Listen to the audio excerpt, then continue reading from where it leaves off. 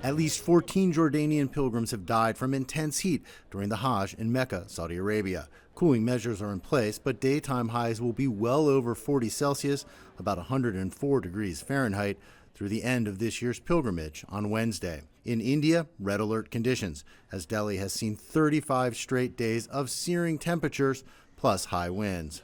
So that is why red alert has been given. Take immediate action. In the U.S., there has been flooding in Florida, storms in the Midwest. There goes the trampoline.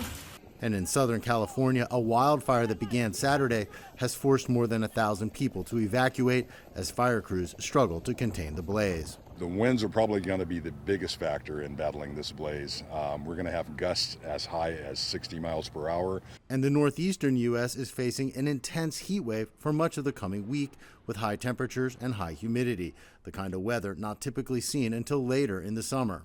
And the heat could trigger intense and dangerous storms in the Gulf states, with the potential for high winds and flooding, while the Rocky Mountains are expecting snow. Yes, snow.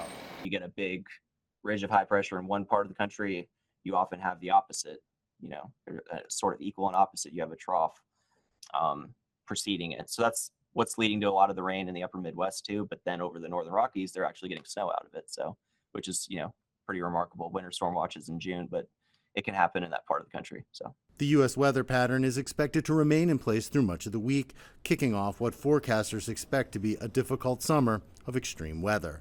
Jim Spellman, CGTN, Washington.